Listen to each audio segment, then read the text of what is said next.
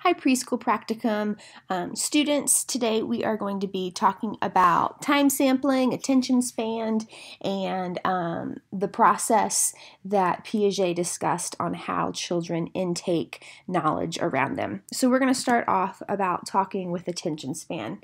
Now, attention span is something that you need to keep in mind as a classroom teacher. Typically, in the past, we've always said that a child can focus for the amount of minutes of their age. And so a 5-year-old can focus on a task for roughly 5 minutes. This is not always true, though. And so some of our preschool students, if they are 4 or 5 years old, we think that they can concentrate for 4 or 5 minutes on something. But of course, like everything else with humans, that's going to fluctuate, and that's not so set in stone. Something else to think about also is with attention span, I want you to think about a lesson that you have taught your preschool classroom. Has the activity been about 4 or 5 minutes long? Of course not. It's been a lot longer. And so what that means is that we need to be just really mindful of keeping activities moving and keeping our students interested, engaged, because they can do something most of the time for about 4 minutes, especially in preschool. And again, this is something that they might not be so interested in. You might grab their attention. Now, some kids, especially if we're looking at some of our kids that maybe are a little bit more low achieving and they don't feel like they're going to have success with an activity, they are by no means going to be able to last what we think of would be those 4 minutes. So some things just to think about when we are talking about attention span. Think about the child's body, temperament, and development. Are they able to sit still for that length of time? If they're not, then we need to change the activity to give their body the opportunity to move or get wiggles out or learn through moving. Their temperament, are they someone that is patient or maybe more naturally inquisitive? Are they going to want to have interest in what you're telling them? And then the development. If you are teaching a child something that is so far over their understanding, they're not going to have the attention span to listen to what you're saying. A lot of times it depends on what a child is working with, and that will depend on what activities they choose to engage in. And then that in turn will depend on how long their attention span can run for. I know that personally I can quilt for 6 straight hours and we're good to go because I am interested in that activity. Painting a room, I'm not so interested in, and so I can't keep my attention span that long. Or let's even think about like watching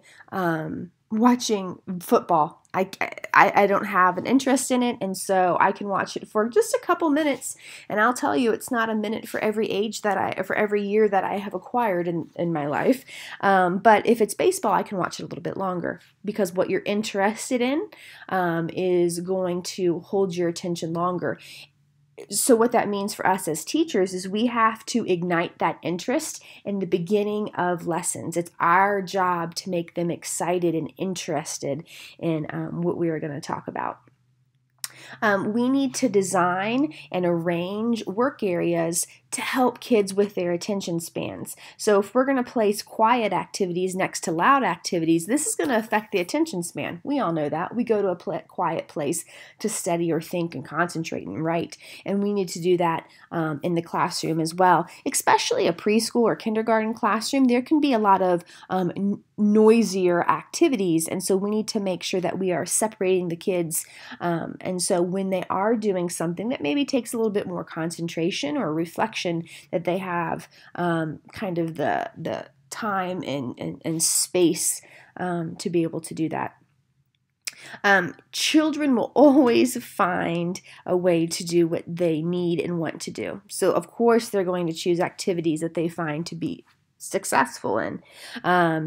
And so sometimes what this means is making sure that the lesson that you're teaching or the centers or stations that you have set up, that each child can find success in, which means that every time that let's say you have 20 kids in your classroom, each child that goes to do a specific activity, it needs to be differentiated for them so they can find success in that. If a child is low academically and they just hop from station to station or activity to activity and they are unsuccessful in all of them, they're going to hop quickly. They're going to lose interest and then maybe be a disturbance in your classroom. But if they are having success and they are engaged and interested, that is going to hold their attention span a little bit longer. If a child has issues with sensory integration, then there will be difficulties in ways that you might not expect, including some kids with sensory integration difficulties will just freeze, become completely immobilized, or they might be frantically attempting to do several things at once. You will see both cases, and you might have already seen them in your classroom. If there's a lot going on, the child will appear very hyper, or they just might seem completely dazed and confused. That is because most likely there is some sensory difficulties going on there. It's too noisy, it's too bright, there's too many different noises going on. There's just too much in the environment for them to be able to handle. I know that if I go shopping before Christmas in a mall, I can kind of feel that same way. Ooh, there's too much. I just need to get out of here. So what we are going to reflect on through our data collection is something called time sampling. Now, this time sampling is good for children about 3 years and older, and that's because children at that age start making choices on things that they want to do. This time sampling data collection is a closed method, so you are collecting straight raw data. It does not include details, but it does reveal what activities and most of the time a child will spend in your classroom. It also identifies what teachers and aides are doing in the classroom, and we're going to look at a sample here in a second. But overall, it's a very efficient recording method that tracks children's choices, who they choose to play with, what they choose to do with their time, and you can also see what you are doing with your time or what one of your aides are doing with their time. You are, through this time sampling, looking for cooperative play, not so much the absence of arguments, but working together for a common goal. We're not looking that they are just playing in a parallel way, but they're actually cooperating. So look at this time sample real quick here. So you can see that the instructor has filled parts of this out, and you are actually going to get the same template that you can find on Canvas. And what you are going to do is you are going to list what classroom you are in, the date, and you yourself as the recorder.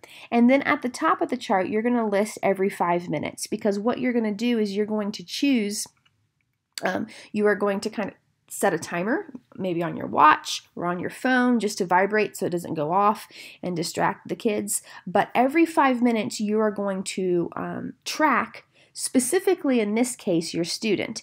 If you were a classroom teacher, what you would do is you would track the whole class. So we can see here that they are tracking stations every 5 minutes from 9:20 to 9:45, and then the stations that the kids have to choose from are puzzles, art collage, the art easel, large muscle, it looks like it's a climber, blocks, sand table, dramatic play, and book area, and then who's just watching is at the very bottom.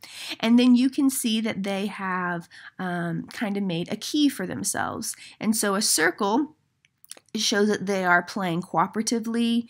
A FV is a family volunteer.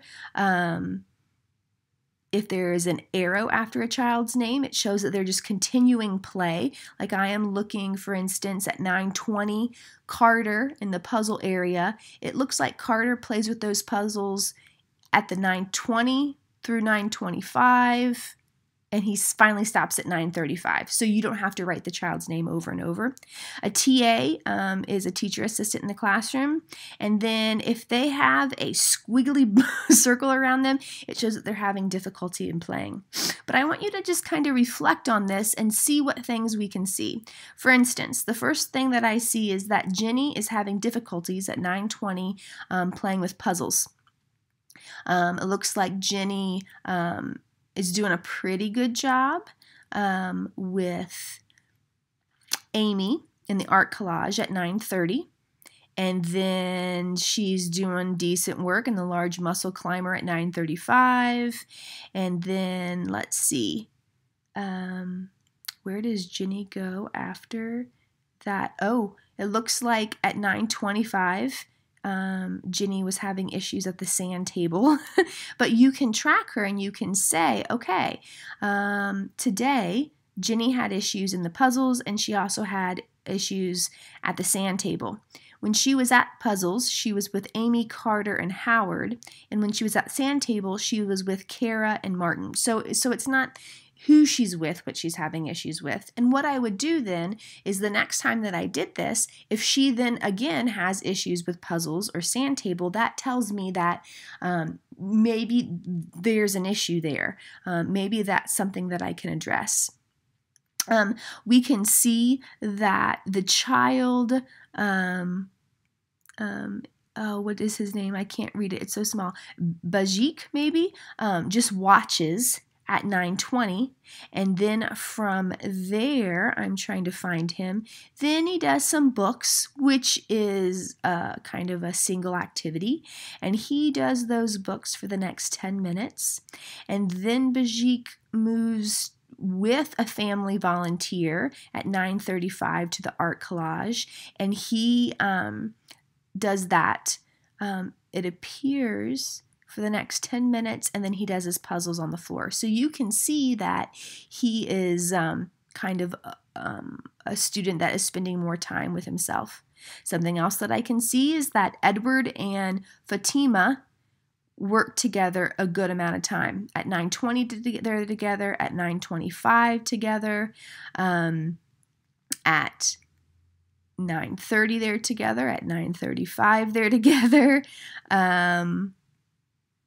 and then they both move to the sand table at 9:40, and Edward is just still playing nicely with his friends. So there's a lot that you can see here.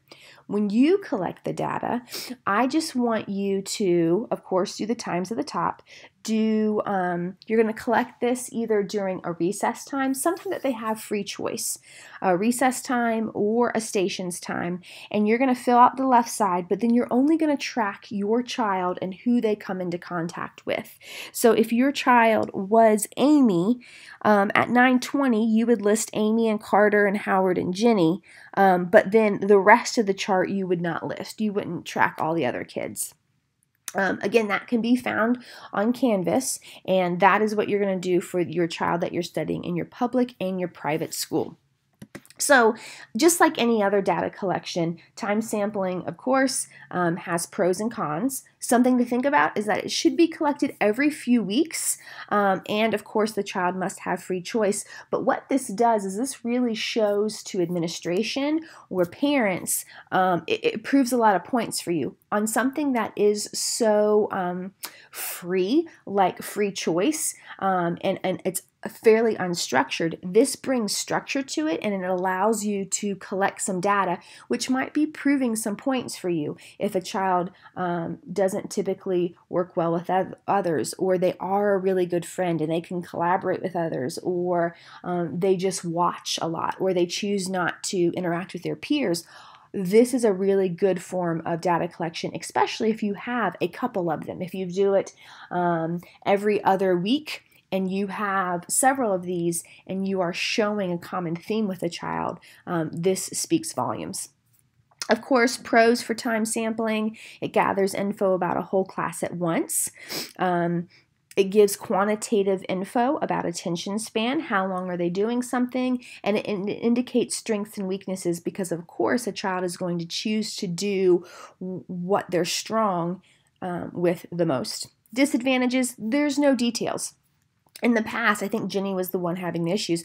We can't tell if it was just chance that she got with another child that provoked her. We can't really see exactly what's going on. We can't tell if that little child, Bajik, I think his name was, if he was sick that day, right?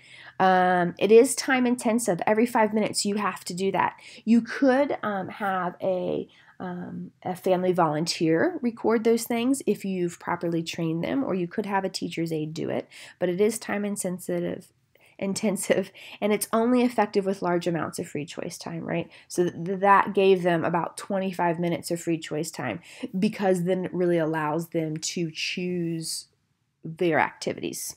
Okay, so that is time sampling. Really quickly, let's talk a little bit about how children are born to learn. Children are born with a genetic temperament, learning styles, and multiple intelligences. A lot of this plays into the family that they come from, the quality of relationships that they have, the types of experiences and interpersonal exchanges will have a huge effect on later learning. Where have they been? What type of conversations have they had? Their genetic temperament: are they perfectionists? Are they inquisitive? Are they more of naturalists? Are they couch potatoes? What type of genetic temperament do they have? And of course, looking at their learning style, what do they enjoy doing? The family, of course, is the first influence. They are the one that they spend the most time within their first couple years of life. And so, of course, the family is going to have a huge influence on them. And then the school is the next most influential agent. Relationships with the teacher and the peers and the quality of the program at school is going to have a big impact on children's curiosity and their ability to learn. When the child receives positive encouragement for learning, and they receive kind of these planned experiences that matter in their lives, they are building an engaged learning environment. And so even if a child has had a poor experience with learning with their family, it can be affected easily with school. And they can almost become one type of learner at home or one type of person at home, and then have more of an acquisitive nature at school if that is brought about by the teacher in the school. Piaget, of course, talks a good amount about stages of cognitive development, as you know, because you've done your Piaget task kit, but he kind of breaks it down into 3 groups: sensory motor stage, which is birth to 24 months. Pre-operational stage is what we were really looking at in that task kit that you guys did, and that's roughly ages 2 to 7 years. And then concrete operational stage, you're going to get that 7 years, so about first grade and up to about 6th grade, that those can really develop. You will see a star on the slide there because there is a short video about Piaget on Canvas that you can find. And I know it's a review, but this is something that you really need to know for OAEs and for future courses. So I do want you to make sure that you watch that video. You will find when you go on Canvas as well, you can check it for in the module for the homework that you have for this upcoming week. Of course, that you are going to be collecting time sampling for your private school and your public school, and I believe that there are a chapter reflection in there as well, and maybe another source of data collection in there as well. As always, if you need anything, please text, call, email, get in touch with me, and I will see you guys next week.